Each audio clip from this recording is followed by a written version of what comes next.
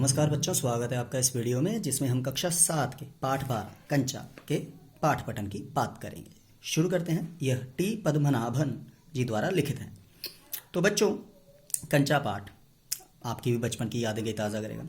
अप्पू कंधे पर बस्ता लटकाए विद्यालय जा रहा है। बस्ते में रखी स्लेट कभी छोटी शीशी से तो कभी पेंसिल से टकरा जाती है, लेकिन अप्पू का ध्यान उस पर नहीं है। वह तो कोए और सियार की कहानी में उलझा हुआ है।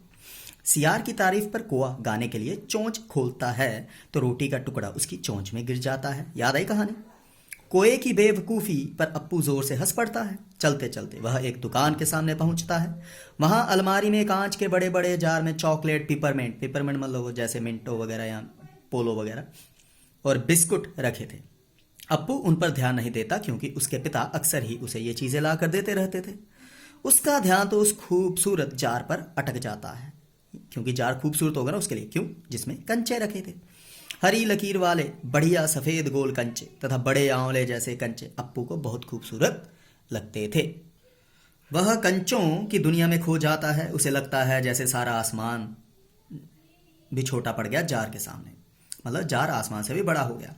वह उसके अंदर खेल चला जाता है। वहाँ कोई दूसरा बच्चा ना था, फिर भी उसे मज़ा आ रहा था। क्यों? क्योंकि छोटी बहन की मृत्यु के बाद उसे अकेले ही खेलने की आदत हो गई थी। तभी दुकानदार ने उसे डांट कर कहा कि वह तो जार को ही नीचे गिरा देगा।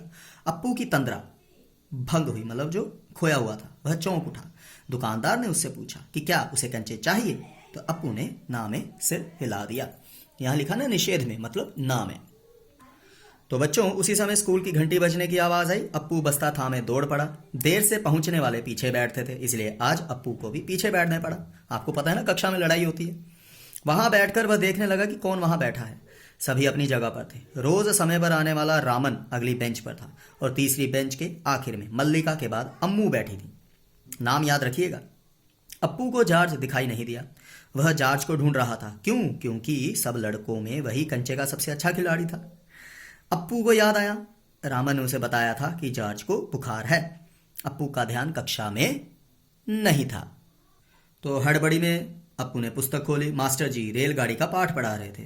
उन्होंने बच्चों को बताया कि रेलगाड़ी को भाप की गाड़ी भी कहते हैं, क्योंकि उसका यंत्र भाप की शक्ति से ही चलता है। कहानी पुरानी है ना काफ़ी। तो मास्टर जी रेलगाड़ी के अलग अलग हिस्सों के बारे में बताने लगे। रेलगाड़ी में पानी रखने के लिए खास जगह होती है, जिसे अंग्रेजी में बॉयलर कहते हैं। यह लोहे का बड़ा पीपा होता है। अप्पू का ध्यान तो कंचों में था।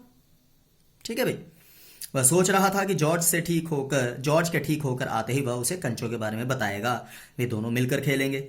अप्पू को देखकर मास्टर जी समझ जाते हैं कि उसका ध्यान पढ़ाई में नहीं है। आप भी कई बार ऐसा ही करते हैं कक्षा में। वे गुस्से में उससे पूछते हैं कि कक्षा में क्या पढ़ाया जा रहा है। अप्पू कांपते हुए बोल उठता है, कंचा। कक्षा में हंसी का ठहाका छा जाता है। तो बच्चों, मास्टर जी अप्पू को बेंच पर खड़ा कर देते हैं। बेंच पर खड़ा सुबकता हुआ अप्पू, मतलब रोता हुआ, फिर से कंचों के बारे में सोचने लगता है। जॉर्ज के आते ही वह कंचे खरीद लेगा। अगर खरीदने पड़े तो कितने पैसे लगेंगे। कक्षा में बच्चे मास्टर जी से अपनी अपनी शंका का समाधान करा रहे थे। मास्टर जी ने देखा अप्पू फिर कहीं खोया हुआ है। ठीक है जी।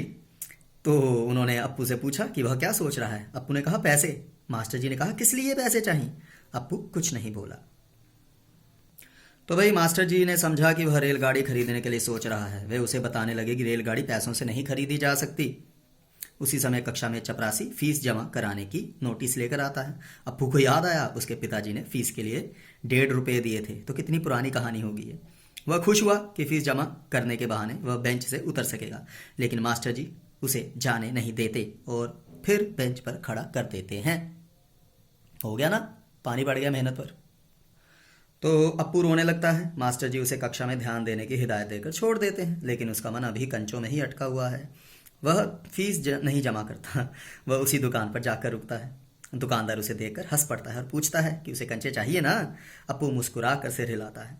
दुकानदार ने अप्पू से पूछा कि उसे कितने कंचे चाहिए। जवाब में अप्पू ने फीस के लिए मिले 1.5 रुपये उसके सामने रख दिए। इतने पैसे देकर पहले तो दुकानदार चौंकता है। आप हंस रहे होंगे, इतने पैसे क्या बनेगा इससे, है ना। चलो, दुकानदार खुश हो जाता है। ठीक है ना, इतने पैसे देखकर आप हंस रहे होंगे। तो भाई अब दुकानदार मतलब हैरान होता है। ठीक है, तो तो दुकानदार हैरान होता है, चौंकता है, फिर सोचता है कि हो सकता है वह सारे दोस्तों से पैसे लेकर आया होगा। सभी मिलकर कंचे खरीद रहे होंगे। पोटली में कंचे लिए अप्पू चलने लगा। रास्ते में उसका मन हुआ कि पोटली खोलकर देख ले कि सभी कंचों में लकीरें हैं या नहीं। जैसे ही उसने पोटली खोली, सारे कंचे सड़क के बीचों बीच बिखर गए। अप्पू उन्हें बीनने लगा, मतलब इकट्ठे करने लगा। ठीक है बच्चों, तो उसकी हथेली भर गई तो वह बस्ते में रखने लगा। अचानक एक कार ब्रेक लगाकर रुकी, पर अप्पू ने ध्यान नहीं दिया। ड्राइवर ने गुस्से में हॉर्न बजाया। अप्पू ने समझा शायद उसे भी कंचे अच्छे लग रहे हैं। उसने कंचा दिखाकर मुस्कुरा कर पूछा, अच्छे है ना? ड्राइवर हंस पड़ा। चलो, ड्राइवर का भी गुस्सा शांत हुआ। अप्पू घर पहुंचा। उसने माँ को कंचे दिखाए। इतने कंचे देखकर माँ को आश्चर्य हुआ। माँ सोचने लगी कि वह खेलेगा किसके साथ। उसकी छोटी बहन तो अब रही नहीं।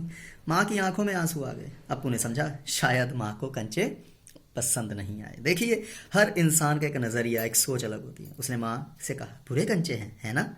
माँ ने कहा, नहीं, अच्छे हैं। वह हंस पड़ा। माँ भी हंस पड़ी। ठीक है, अब वह बहुत खुश दिखाई दे रहा था। पर अब जब पिताजी आएंगे, पता लगेगा फीस नहीं दी तो पिटाई होगी। चलो, वो तो हिस्सा गया। तो बच्चों, कंचे मैंने बहुत खेले हैं, तो ये पाठ पढ़कर अपने दिन याद आ जाते हैं। हम भी दुधिया रंग के, मोटे कंचे, छोटे लोहे के, तो सब ये चलता है। तो ये था पाठ पठन। धन्यवाद।